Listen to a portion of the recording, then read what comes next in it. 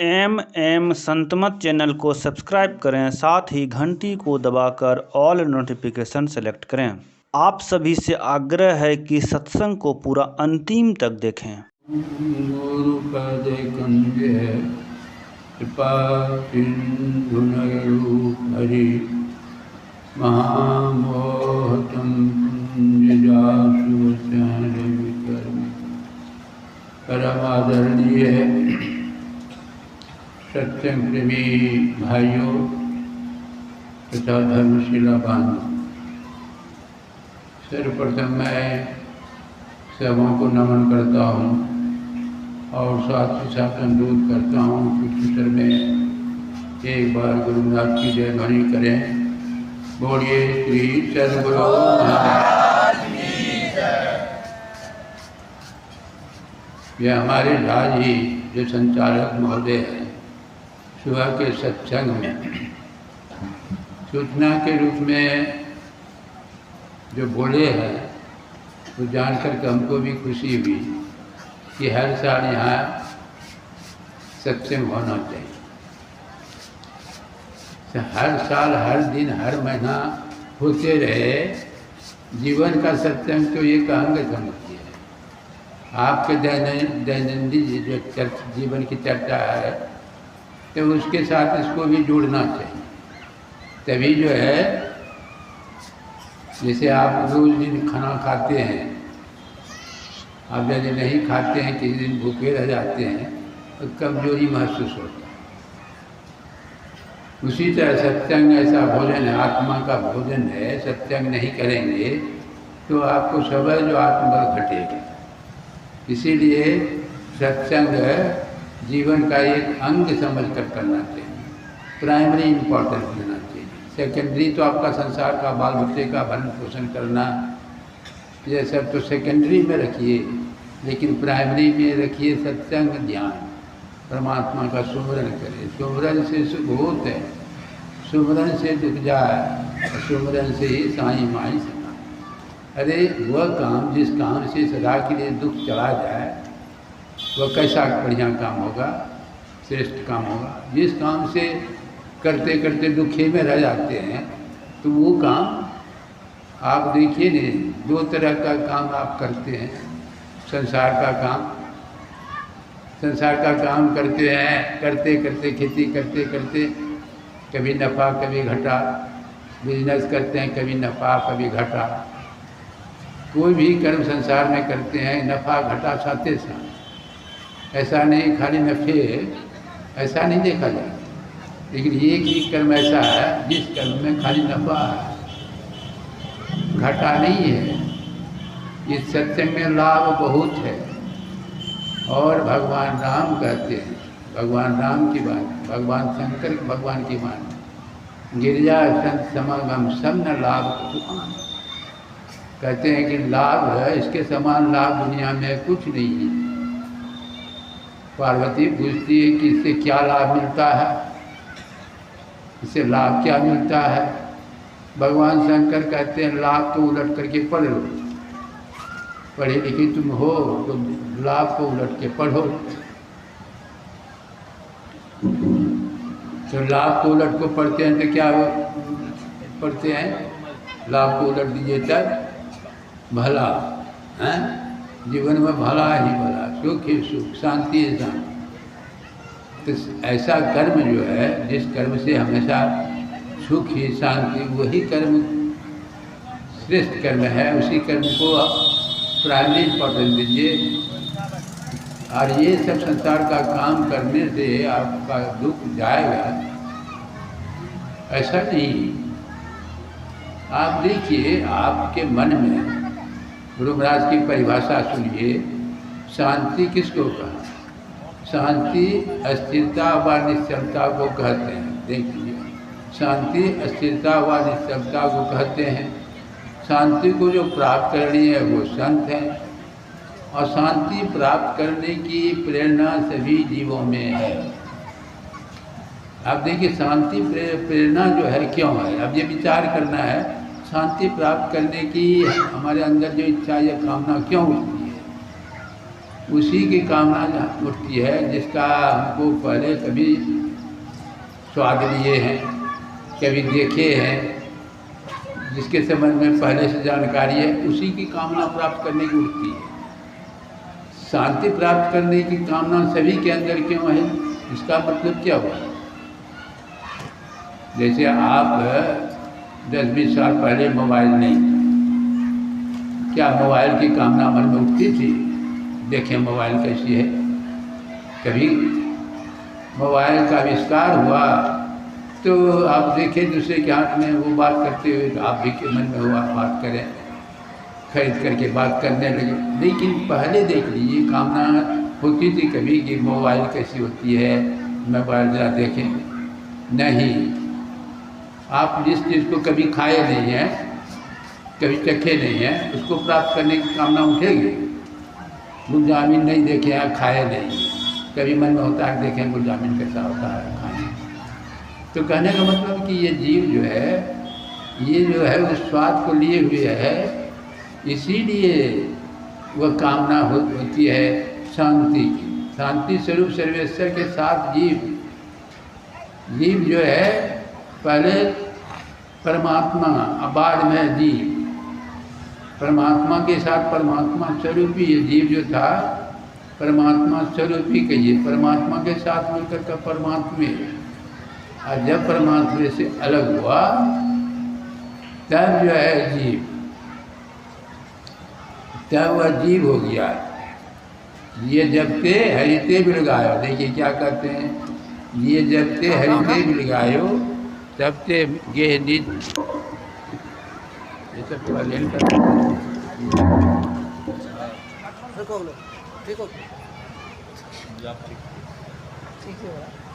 जी जीव जबते हरिते बिलगायो तबते गे निज जानो, ये शरीर को माया बस स्वरूप विश्रामते नाना दुख पाए। देखिए दुख का कारण बता रहे थे कि जीव जब तक परमात्मा के साथ था, परमात्मा स्वरूपी था, जब अलग हुआ और शरीर को ही अपना समझ लिया, तभी से दुख जीव, तभी से दुख। जैसे बच्चा जो है माँ से अलग हो जाता है, मेला में भीड़ भाड़ में देखते हैं अलग हो जाता है, तो बच्चा रोने लगता है, बिलखने लगता है। माँ बाप भी होते हैं, खोजते हैं, रो रहे हैं, खोज रहे हैं। तो पुलिस वाले क्या करते हैं, बच्चे को जो है पकड़ करके पुलिस शिविर में ले जाते हैं। तो पुलिस शिविर में पुलिस वाले जो है बैलून देते हैं, कुछ मिठाई देते हैं, बच्चा खाने लगता है, खाने में इतना मशगूल हो जाता है कि माँ बाप को भूल जाता है। जैसे उसको याद आती है माँ बाप की, वो बैलून फेंक करके, मिठाई फेंक करके फिर रोने लगता है। उसी तरह संसारी जीव, संसारी ये विषय रूपी मिठाई खाने में इतना मशगूल हो जाता है कि कौन है माँ बाप, परमात्मा कौन है, क्या है, कुछ नहीं। जैसे ख्याल होता है भगवान बुद्ध को, जैसे ख्याल हो गया, हमारे सदगुरु महाराज को ख्याल हो गया, तो सब संपत्ति, सारी संपत्ति पर लात मार करके फिर रोने लगे, फिर रखते हुए, फिर जब उससे मिले तभी उनको शांति, तभी शांति। कभी कभी आप देखे होंगे बच्चा जो है ना रो रहा है, गाँव जा रहा है, कोई महिला को, बहन को पकड़ता है, उसके मुंह की तरफ देखता है, तो फिर वह छोड़ करके फिर रोने लगता है कि ये हमारी माँ नहीं है। फिर दूसरे को पकड़ता है, फिर देखता है मुँह की तरफ, फिर जो है वो छोड़ के रोने लगता है।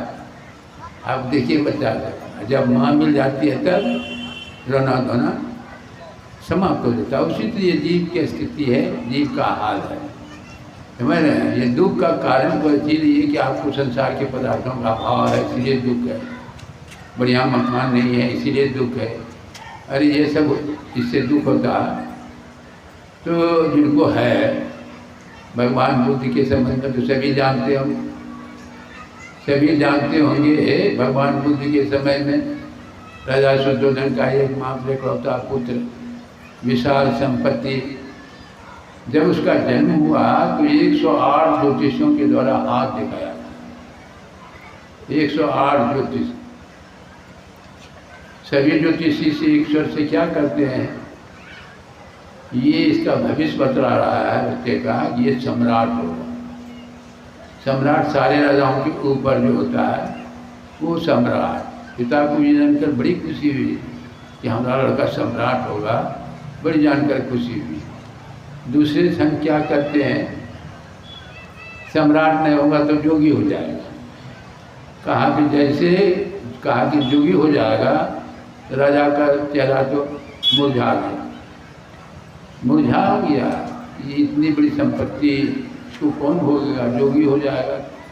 तो ज्योतिषी से पूछते हैं कि कोई ऐसा उपाय है ये जोगी नहीं हो। कहाँ उपाय तो है, का क्या उपाय है, किस तरह व्यवस्था कर दीजिए कि किसी तरह का भाव, कोई कष्ट नहीं, कोई बैराग का दृश्य नहीं देखने को मिले। तो क्या व्यवस्था करते हैं भगवान बुद्ध के लिए, क्या व्यवस्था करते हैं, 6 ऋतुओं के अनुकूल आलिशान भवन का निर्माण करते। 6 ऋतुओं के अनुकूल, अपने यहाँ 6 ऋतुएँ होती 2 महीना की, तो हर ऋतु में अलग अलग रहने की व्यवस्था। और क्या व्यवस्था करते हैं, 56 प्रकार भोजन की व्यवस्था। 1-2 प्रकार नहीं, 56 प्रकार भोजन की व्यवस्था। और क्या व्यवस्था करते हैं, परसियाना हुआ तो सबसे सुंदरी, विश्व सुंदरी नारी जसोदा के साथ शादी करें। अब देखिए और क्या क्या व्यवस्था, उसकी सेवा में है रानी जो पटरानियों हजारों संख्या, हजारों सब उसकी सेवा व्यवस्था देखिए कितनी हो रही है। और महल के चारों तरफ सिपाही से तैनात कर दिए कि ये राजकुमार जो महल से बाहर नहीं जाए, महल से बाहर नहीं जाए। बाहर जाएंगे तो हो सकता है कोई बैराग का दृश्य देखने को मिल जाए, बैराग हो जाए। होते होते जब एक लड़का राहुल, गुलाब जैसा लड़का राहुल का जन्म हुआ, तब पिताजी को पता लग, अब मालूम हो गया अब ये जोगी नहीं हो सकता। ये तो साधारण तो समझेंगे वही नहीं, अब ये जोगी नहीं हो सकता। तो सिपाही सबको आदेश कर दिया कि भ्रमण करने के लिए बाहर जाना चाहे तो जाने देना। एक दिन जो है राजकुमार को आदेश करते हैं सारथी को कि रथ तैयार करो।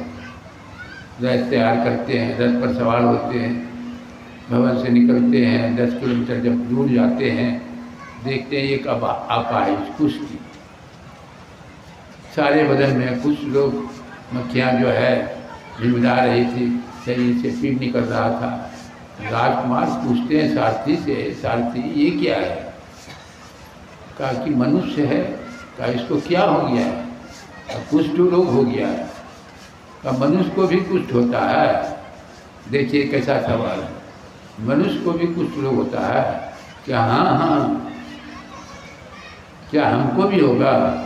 अरे रोग शोक सबको भी, आपके क्या राजा क्या राजा, सभ्य को होता है। ऐसा नहीं कि गरीबी सबको रोग होता है, अमीर को नहीं होता, सबको होता है। मन पर धक्का लगा, कहा कि रथ को वापस करो।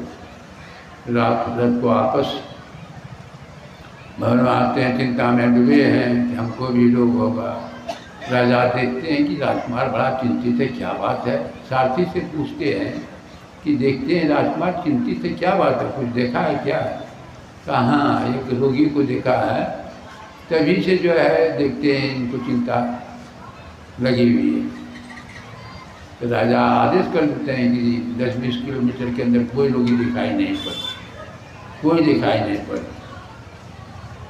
फिर जो है 2-4 दिन के बाद फिर रथ पर सवार होकर निकलते हैं। फिर 20-25 किलोमीटर दूर जाने पर एक बूढ़ा आदमी लाठी के सहारे तकते लिखते जा रहा है। 60 वर्ष से ऊपर होने से बूढ़ा हो जाता है, और 60 से ऊपर, 80 से ऊपर अति बूढ़ा। हम लोग अति बूढ़े में हैं अति बूढ़े में, ये सब जवान देखते हैं, जवान सब।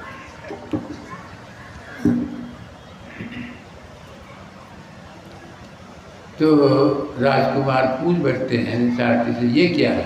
कहा मनुष्य है। और क्या है? तो इसको क्या हो गया? कहा ये बूढ़ा हो गया। तो मनुष्य भी बूढ़ा होता है? कहा हाँ। अरे जिसका जन्म हुआ है तो धीरे धीरे बढ़ रहा है, बढ़ के कहाँ जाएगा? आप देखिए संसार में कोई ऐसा चीज़ है जो अस्थिर है? संसार में जितना दृष्टि दौड़ाइए, गाछ है, थोड़ा पौधा धीरे धीरे बढ़ रहा है, और बढ़ते बढ़ते बढ़ना रुक जाता है, तब वो विनाश की तरफ जाता है। उसी तरह मनुष्य भी धीरे धीरे बढ़ता है, सब दिन बढ़ते रहता है, ऐसी बात नहीं है, रुक जाता है, धीरे धीरे विनाश की तरफ जाता है। कहा तो हमको भी बुढ़ा होना होगा? कहा इस नियम से परे कोई नहीं है, सबको होना पड़ेगा, सबको होना पड़ेगा। फिर मन पर धक्का लगा, रथ को वापस करो, वापस करते हैं। फिर राजा पूछ बैठते हैं सारथी से, क्या देखा? अब बूढ़े आदमी को देखा, तभी से जो है चिंता सवाल हो गई है। और फिर जो है कहते हैं कि नहीं, सिपाही सबको आदेश कर दिया कि कोई बूढ़ा आदमी दिखाई नहीं पड़ा, ऐसी व्यवस्था कर। 2-4 दिन के बाद फिर सरदर्द पर सवार होते और दूर जाते हैं तो 4 आदमी कंधे बढ़कर ले करके, राम नाम सत्य है, सबका यही गत है। कहते राम नाम सत्य है, सबका यही गत है। ये क्या है? सारथी से पूछते ये क्या है? कि मनुष्य का अंतिम रूप। अंतिम रूप मतलब मनुष्य मर गया है। का मनुष्य भी मरता है? अब देखिए, मनुष्य मरता है। कहा कि हाँ, जाते से मृत्यु, जिसका जन्म हुआ उसकी मृत्यु निश्चित है। जन्म जिसका हुआ है उसकी मृत्यु निश्चित है। भगवान कहते हैं कौन? रामकृष्ण शिव को बड़े जिसने मरना किया कर। भगवान राम आए वो भी शरीर छोड़ के गए, भगवान कृष्ण आए वो भी शरीर छोड़ के गए, इतने बड़े अवतारी महापुरुष ये सब गए। कौन गए? देखिए, बल विक्रम बेन दधीची गए, पारद गए, जिन भारत ठाना, बाली गए, बलराम गए, जिनके कतरी लोकाना, गयो दुर्योधन जंग जुड़ो, 64 कोटि के छत्र विधाना, धरा का प्रमाण यही तुलसी, फला सुझरा, बला सुभुताना। देखा फूलों को खिलते भी और फिर मुरझाते भी, जिसे जगत में आते देखा उसी जगत से जाते भी। देख रहे हैं कि नहीं हम लोग? लेकिन इत्मीनान से बैठे हैं कि हमको नहीं मरना है, ये मृत्यु लोक है, मरना ही पड़ेगा। तब तो उसको बैराग 12 बजे रात में निकल गए। कैसे जो है मृत्यु पर विजय प्राप्त किया जाए, कैसे जो है बुढ़ापे पर रूप पर प्राप्त किया जाए विजय। निकले बैराग हुआ, निकल गए 12 बजे रात। अरे शरीर में जब तक आत्मा रहेगी, शरीर रहेगा, शरीर का धर्म है जन्मना, बढ़ना, फिर मरना, ये तो होते रहेगा। शरीर धारण नहीं करें, शरीर को धारण ही नहीं करें, तब कौन जन्मेगा कौन मरेगा? आत्मा तो शाश्वत है, नित्य है। आत्मा परमात्मा जो मैं कहता हूँ दो नहीं समझिएगा। जीव अलग है, आत्मा अलग है। आत्मा शरीर के आवरणों से अलग हो गया तो उसको आत्मा कहते हैं, शरीर के साथ जो है उसको जीवात्मा कहते हैं। दोनों में यही अंतर, ख्याल इतना ही रखिए और कुछ नहीं विशेष। क्या कोई ऐसी नहीं, परमात्मा कोई ऐसे मेरा हाथ पैर बड़ा आदमी नहीं है, एक शक्ति है, एक ऊर्जा है। पर इसका जो है संतों ने पता लगाया, खोज किया, पता लगाया। ऐसा नहीं कि पहले नहीं था, संतों ने ऐसी किया, पहले से है। जैसे देखिए एक उदाहरण मैं देता हूँ कि ये जो आकाश है, आकाश पहले यहाँ था, सेमिनार टाल दिए हैं ऊपर, आकाश अब भी है, सेमिनार को हटा दीजिए, आकाश तब भी रहेगा। एक उदाहरण है, जो लक्षण आकाश को सुई ब्रह्म को जान। लेकिन अंतर क्या है? आकाश जो है जड़, और जो लक्षण आकाश को सुई ब्रह्म को जान, वह जड़ ये चेतन यही अंतरों। पता लगा संतों ने। जैसे आप देखिए, एक बहुत बड़े वैज्ञानिक है, पढ़े लिखे जानते होंगे, पढ़े लिखे जो है जानते होंगे, न्यूटन, बहुत बड़े वैज्ञानिक, अपने देश के विदेश के थे। सेब के वृक्ष के नीचे वो बैठे थे, देखते क्या है, सेब का एक फल टूट करके नीचे गिरा जमीन पर। अरे फल जो वृक्ष से टूटता है तो नीचे ही गिरता है कि ऊपर चढ़ जाता है? ऊपर तो नहीं जाता, हमेशा नीचे ही। तो हम लोग देखते ही हैं बराबर, लेकिन वैज्ञानिक जो है, वैज्ञानिक दृष्टि भी पैनी होती है, समझना साधारण दृष्टि नहीं होती। वो सोचने लगे कि फल जो है नीचे क्यों गिरा, ऊपर क्यों नहीं गया। मैंने ये सोचने लगे, होते होते एक सिद्धांत दिया, लॉ ऑफ ग्रेविटेशन, गुरुत्वाकर्षण का सिद्धांत। पृथ्वी में आकर्षण है, पृथ्वी के रेंज में जो भी पदार्थ आएगा वो गिरेगा पृथ्वी पर। अब पृथ्वी के रेंज से ऊपर चला जाएगा तो जिसके रेंज में आएगा उधर चला जाएगा। जैसे आप देखिए, अमेरिका ने स्काईलेब बनाया। स्काईलेब कहाँ पर? मध्याकर्षण, पृथ्वी और चंद्रमा के बीच जो है मध्याकर्षण, एक प्लेटफार्म बनाया, नहीं ऊपर नहीं नीचे, कुर्ता खोलता था तो नहीं ऊपर नहीं नीचे, थूक फेंकता तो नहीं ऊपर नहीं नीचे, उसी जगह मध्याकर्षण प्लेटफार्म बनाया। और यहाँ से रॉकेट उड़ाता था तो थोड़ा सा प्लेटफार्म पर रुकता था, फिर वहाँ से उड़ान भरता था। मध्याकर्षण न दोनों के बीच का कर। ये जितने आप देखिए तारे ग्रह उपग्रह जितने घूम रहे हैं, सब तो ग्रह देख रहे हैं, सब अपनी धुरी पर घूम रहे हैं। कभी ऐसा सुने हैं कि पृथ्वी जाकर चंद्रमा से टकरा गई, चंद्रमा जो सूर्य में जाकर के समा गया, ऐसा सुने हैं? एक ऐसा आकर्षण है, कौन शक्ति जो है एक दूसरे को, वही शक्ति हम आपके शरीर में भी काम करती है, वही शक्ति हमारे शरीर में भी काम करती है।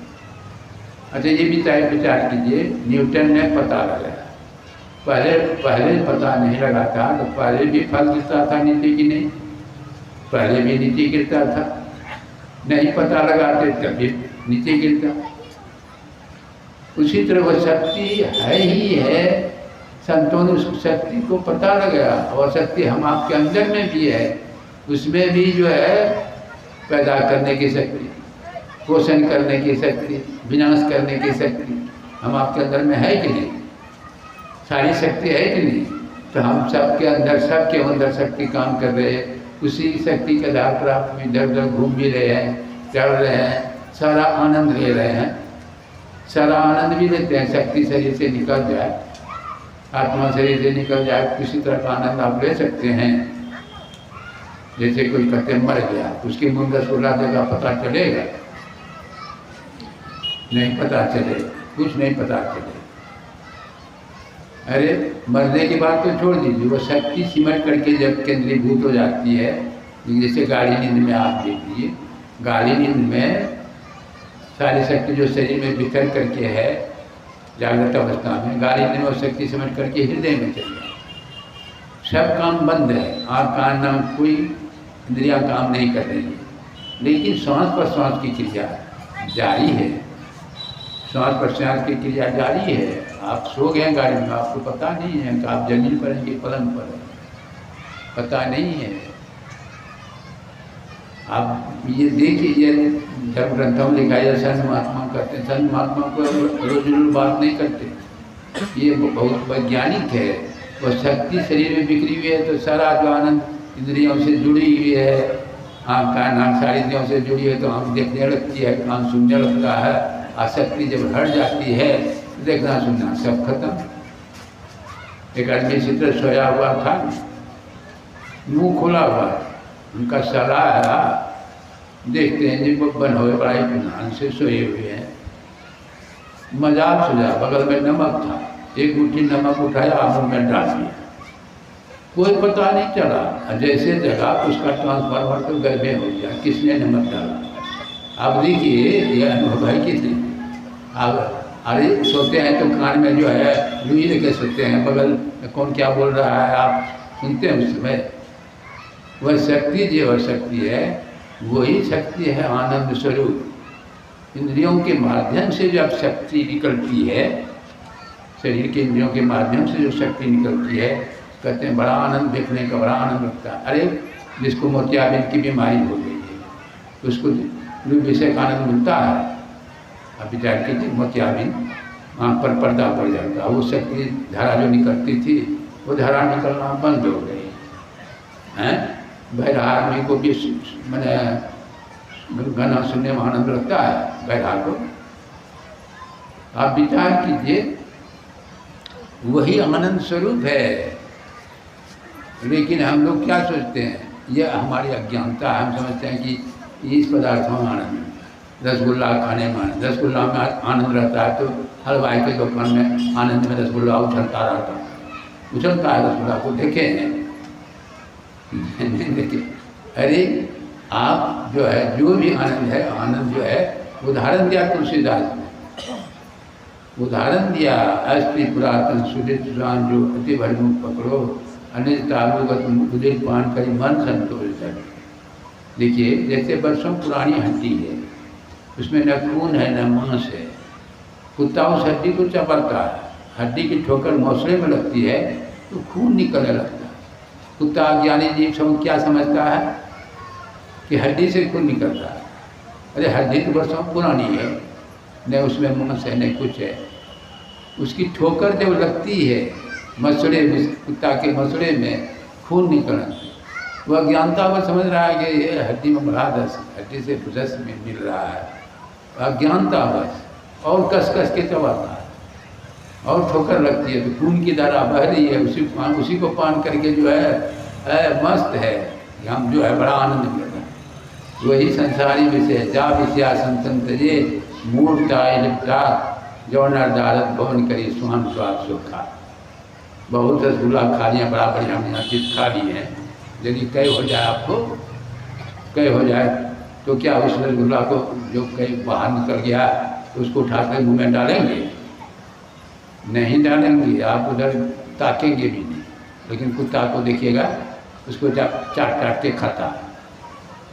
जा विषया संतंत्र जे मुहूर्ता है लगता जो नरदारत भवन करी स्वान स्वाद चुका।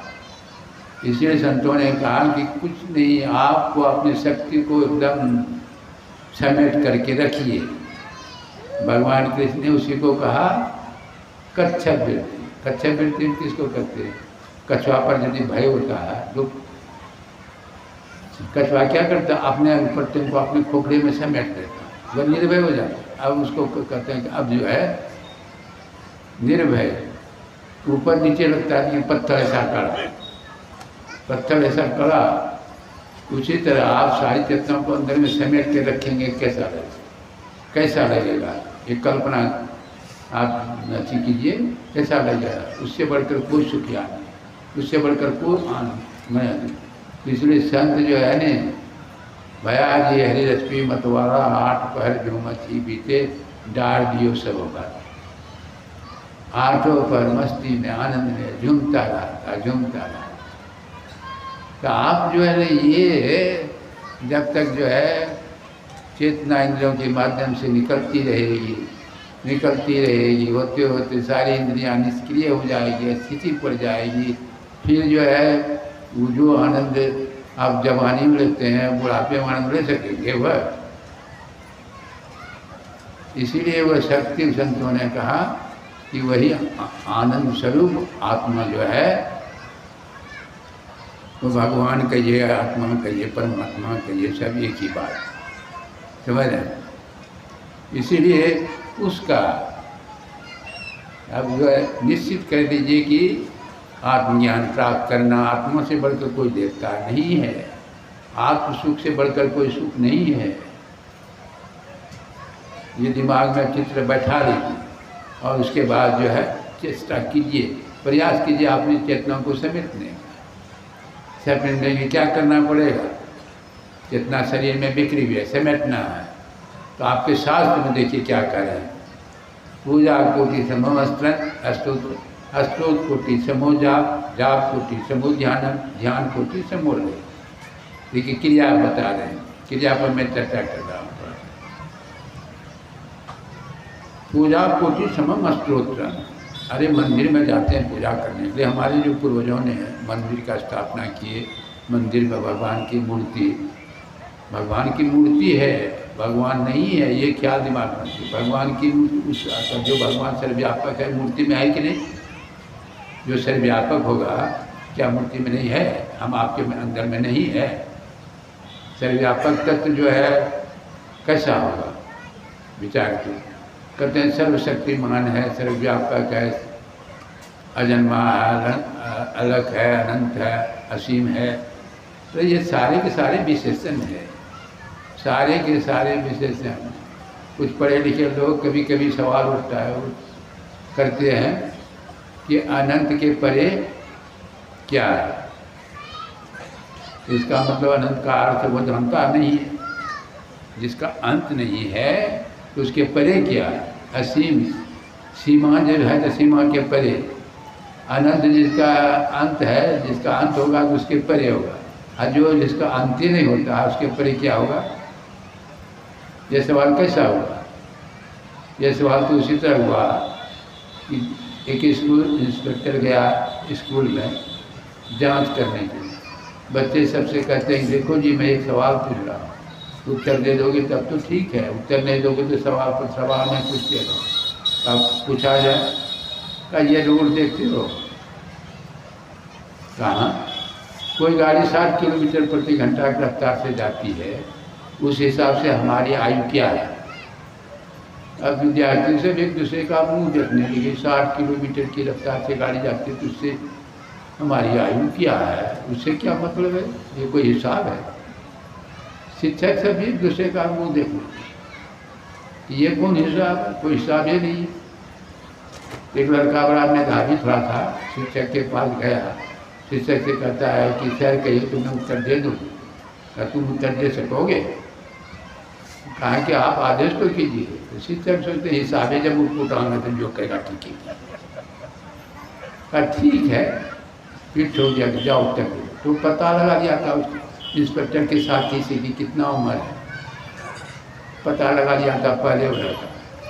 कहते हैं कि सर आपकी आयु 44 साल। इंस्पेक्टर बड़ा खुश हुए, फिर ठोकते हुए कहा सवाल तो तुम ठीक बनाए हो, किस नियम से बनाए हो? का नियम तो बड़ा आसान है। का क्या नियम है? कुछ तो कहिए। कहा कि हमारा भाई एक जो है उसकी आयु है 22 साल, लोग उसको हाफ माइंड कहते हैं। आयु है 22 साल, लोग उसको हाफ माइंड, इस हिसाब से जोड़ लिया कि आपका 44 होना, मतलब फुल माइंड, पूरे पावर। अनंत सत्ता दो नहीं हो सकता, एक ही है, सब में व्यापक, सत्य न्यारा। उदाहरण क्या देखिए, समझने में आसान है। नचिकेता ने जब पूछा जमराज से वह है कैसा, तो जमराज ने क्या उत्तर दिया? वायु रथे को भुवनम परिविष्टो रूपम रूपम प्रतिरूपो बहुआ एक सर्वभूतंत्रात्मा रूपम रूपम प्रतिरूपो वैसे। उत्तर देखिए क्या दे रहे हैं। जैसे हवा को देखिए, हवा फुटबॉल में देते हैं, साइकिल के चक्के में देते हैं, मोटर के पहिए में देते हैं।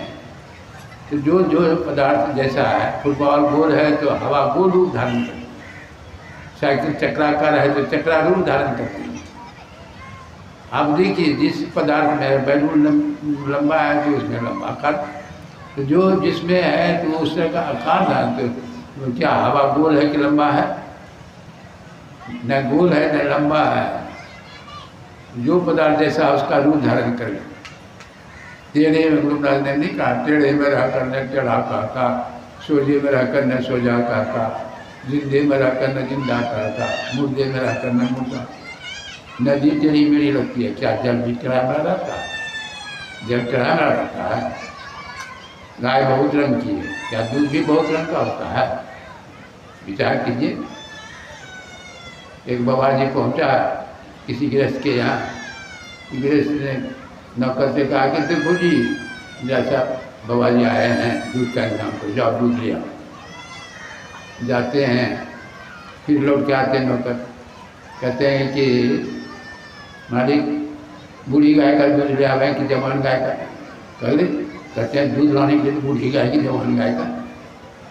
गया फिर कुछ दूर से फिर आया लौट करके, काली गाय खिलाएं कि गोरी गाय का बेवकूफ कहेगा, काली गाय का बोला जाए। अरे दूध जो है तो देखिए काली की रही चाहे गोरी रही, सब एक रंग दूध होता है। काली का दूध काली, गोरी का गोरी, ऐसा होता है।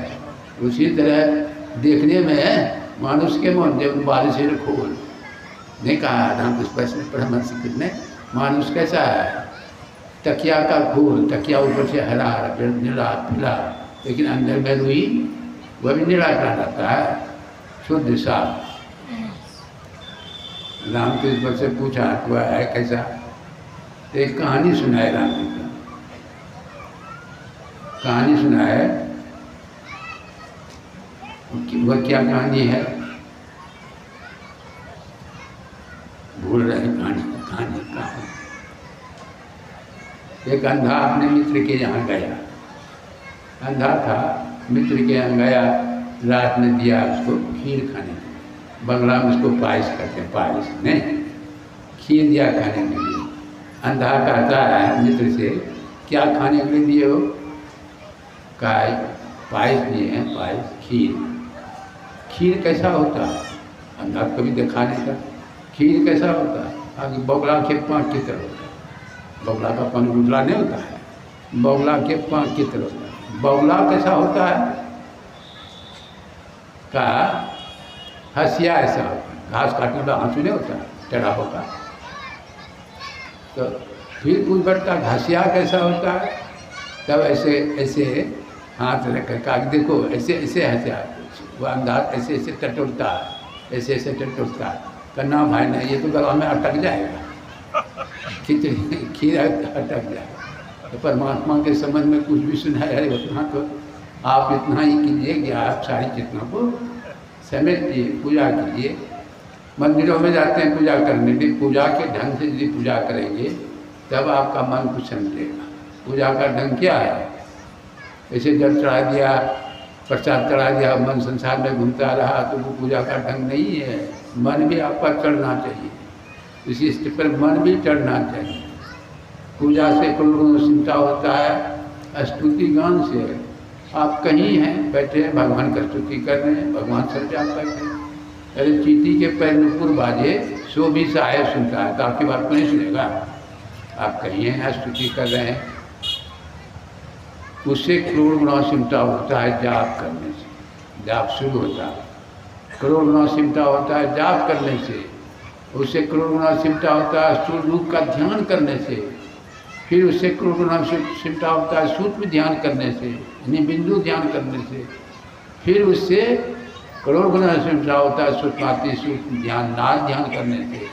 अंतिम सिमटा है नाद ध्यान, अंतिम वह सिमट करके परमात्मा में जाकर के मिल जाए।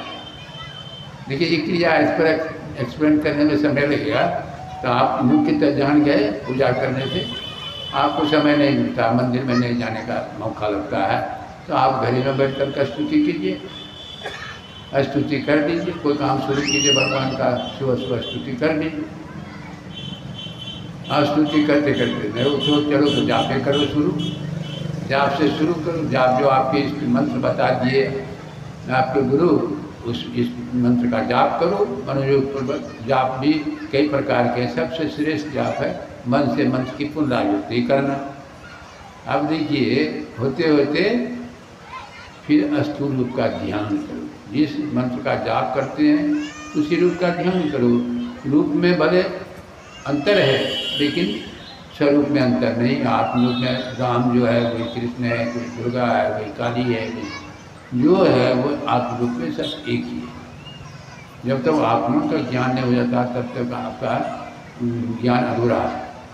किसी इष्ट का आत्मज्ञान होना चाहिए, समझ रहे हैं? आप किसी चीज़ को गौर से देखिए। अब देखिए, अब बिंदु ध्यान की बात है। दृष्टि को समेट के गौर से देखिए। खंभे को देख रहे, एक टक देखिए, देखिए आपका कैसा लगता है उस समय मन। आपका जो है शरीर में नहीं रहेगा कि हम बैठे हैं, कहाँ बैठे हैं। मन जो है उस खंभे पर रखा। आप जो है बिंदु ध्यान करते हैं, बिंदु ध्यान शून्य ध्यान, सबके मन माना तुम बैठो आत्मस्थ। दृष्टि को समेट कर, दृष्टि मतलब आँख नहीं समझिएगा, जो आँख से धारा निकलती है, दोनों धारा, उसको दोनों धारा को मिलाकर मिलन स्थान पर मन को टिका के देखो। ये गुरुगम्य बात है, आप नहीं जानते हैं तो सीखना पड़ेगा। कैसे देखेंगे? कुछ यह भी देख, कुछ वह भी देख, देखत देखत ऐसा देख, मिल गई दुविधा रह गई एक। ऐसा है नहीं, कुछ यह भी देख, कुछ वह भी देख, मतलब क्या हुआ? संसार का भी संभाल करो, आप समय मिले तो उसका देखना छोड़ करके करो, अपना भगवान को देखना है, दर्शन करना है। भगवान का सूक्ष्म रूप है। बिंदु जो है, दृष्टि की दोनों धारा जहाँ जाकर मिलेगी, जैसे निगेटिव पॉजिटिव दो तार, दोनों तार जब मिलती है तो बल्ब फक से जल जाता है। जरा सा भी अगर रहेगा बल्ब नहीं जलेगा। उसी तरह हमारी धारा जो है निगेटिव एक पॉजिटिव, ये आर पिंगड़ा, गंगा जमुना, चांद सूरज, बहुत नाम संभाले। सीधा जानिए निगेटिव पॉजिटिव दोनों दृष्टि धार जैसे मिलेगी वैसे आपको बिंदु का दर्शन, सूक्ष्म रूप, परमात्मा का सूक्ष्म या आत्मा का सूक्ष्म रूप ये है, सूक्ष्म रूप। ये कितना सिमटा हुआ चेतना जो है सारे शरीर से सिमट करके वहाँ, आज जैसे सिमट जाएगी आप चेतना पिंड से ब्रह्मांड की तरफ चली जाएगी, ब्रह्म की तरफ चेतना हो जाएगी, सारी चेतना सिमट करके ब्रह्म की तरफ हो जाएगी। तो ब्रह्म की तरफ होगी, ब्रह्म का प्रकाश, ब्रह्म का शब्द। देखिए प्रकाश शब्द यही ज्ञान का आधार है। आप संसार में भी ज्ञान करते हैं, प्रकाश शब्द के द्वारा ही संसार का ज्ञान होता है। प्रकाश शब्द नहीं रहे तो कुछ ज्ञान होगा? आप बताइए। आप अंधेरी रात है, अंधेरी रात को आप जाइए, आप देखिएगा आप गड्ढे में गिरेंगे, चट्टान से टकराएंगे, काहे का अंधेरी रात है, दिखाई नहीं पड़ती। उसी तरह जीव जो है अंधकार के कोठरी में पड़ा हुआ है, मारपीट खून खराबा ये सब होते रहेगा, चलते रहेगा। ये संप्रदाय वह संप्रदाय, ये सब संप्रदाय सब संतों ने नहीं अति किया है। अरे जितने मनुष्यधारी हैं गुरु महाराज ने कर दिया, मानव मात्र के लिए एक ही क्रिया। आप ईसाई धर्म की बात लीजिए, इस्लाम धर्म की बात लीजिए, एक ही क्रिया बताया। नहीं जानने पर जो है अलग अलग, मेरा मजहब मेरा संप्रदाय, नहीं जानने समझ रहे। एक पादरी मिला हमसे, पादरी जिसको क्रिश्चियन धर्म में नहीं होता है, पादरी जो क्रिश्चियन लोग बनाते हैं, क्रिश्चियन को हाँ क्या कहते हैं, गिरजाघर। तो आप उससे हम पूछ बैठे कि आप ईसा मसीह को मानते हैं? कहा क्या बात बोल रहे हैं, ईसा मसीह की तो हमारा भाई है। तो ईसा मसीह की क्रिया जो बताया है करते हैं? कहा कि हाँ। तो कैसे करते हैं? ईसा मसीह ने दो क्रियाएं बताया है स्पष्ट रूप में, कैसे करते हैं? हम जब नहीं बोले तो आप देखिए न्यू टेस्टामेंट में क्या लिखा है। In the beginning there was word, word was with God, therefore word is God। इसका अर्थ क्या हुआ? शुरू में परमात्मा था, परमात्मा शब्द के साथ, शब्द के साथ परमात्मा के साथ शब्द, और वो शब्द ब्रह्म। तो ये परमात्मा जो है अशब्द, तो ये इसके संबंध में आपका क्या है? वहाँ खाली आप टाल मटोल, प्रेम करो, गरीबों की सेवा करो, ये करो वह करो। जाके आप देखिएगा क्रिश्चियन बनाना है, क्रिश्चियन धर्म को जानता उनका तो है नहीं, क्रिश्चियन बनाना है। बनाना क्या? गाय का मांस खिला दो, थोड़ा सा हो गया क्रिश्चियन। इस्लाम धर्म में भी क्या कहा बिंदु ध्यान के बारे में? सगड़े नसीरा शब्द, फारसी शब्द, और सुल्तान और शब्द बिंदु ध्यान और नाथ ध्यान।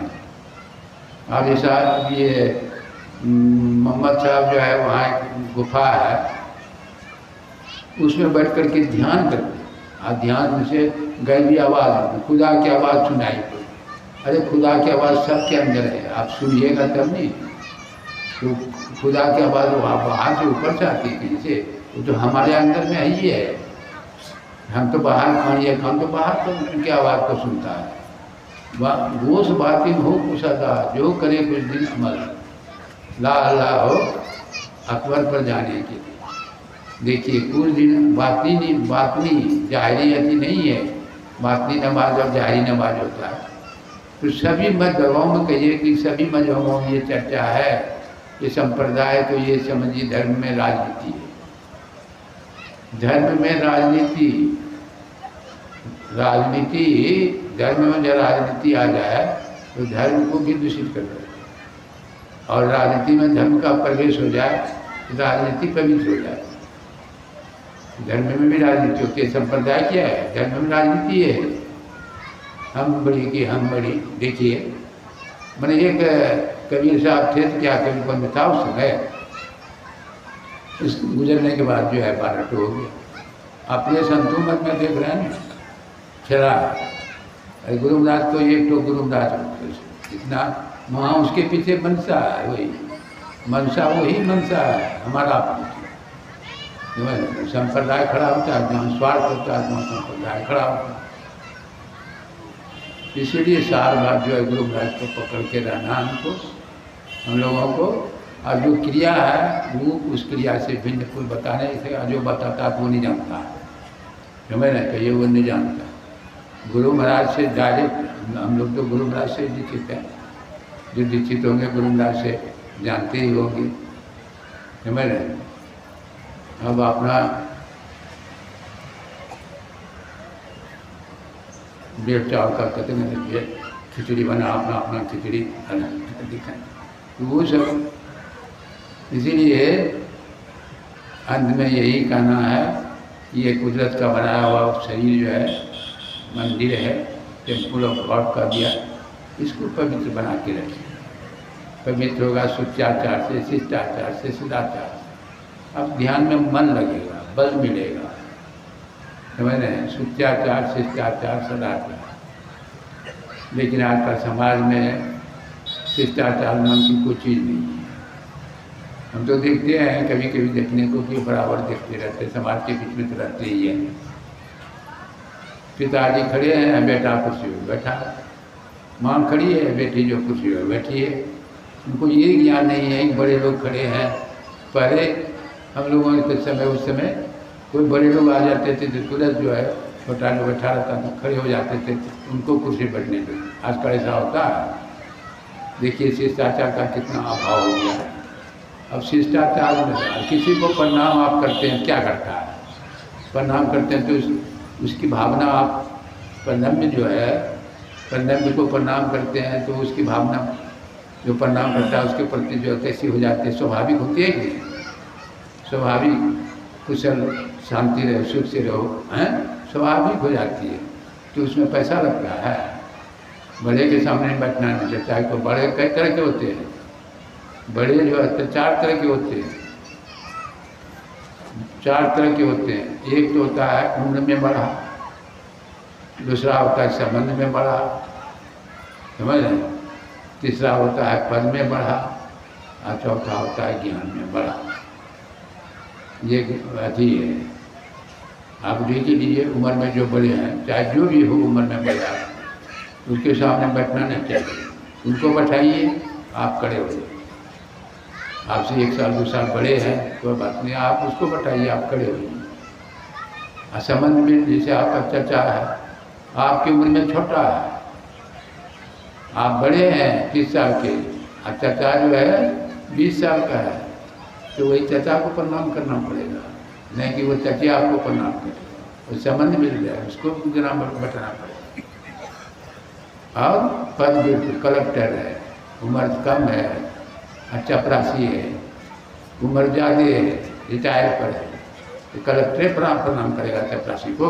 कि चपरासी जो है, भागलपुर में एक चपरासी था, रिटायर पर था।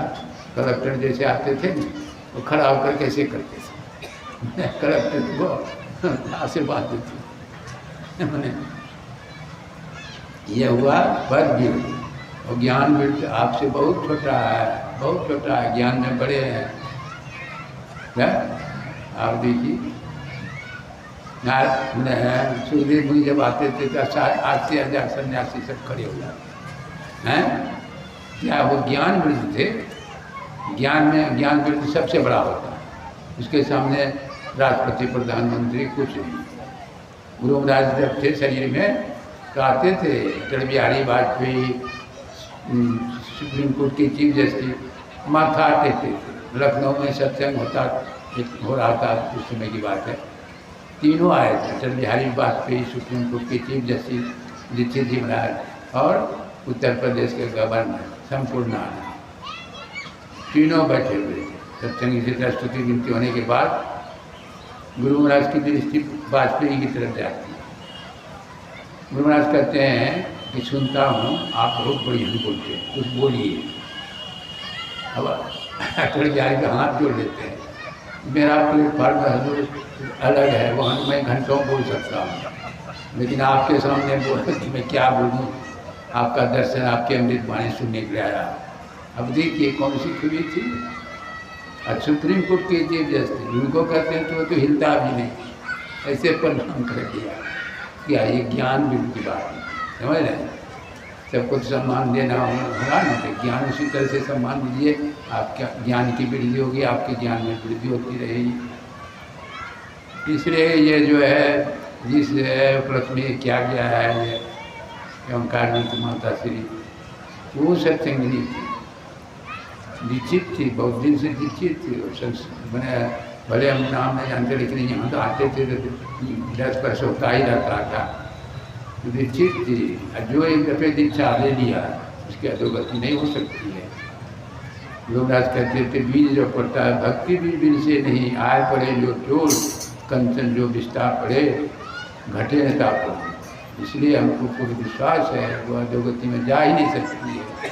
इसकी शांति के लिए मैं परमात्मा से गुरु महाराज से मंगल कामना करता हूँ। बोलिए श्री सद्गुरु। आप लोगों को भी मैं आशीर्वाद देता हूँ और गुरु महाराज से मैं प्रार्थना करता हूँ कि आपका यह जीवन भावी जीवन सब मंगलमय हो। बोलिए श्री सद्गुरु महाराज।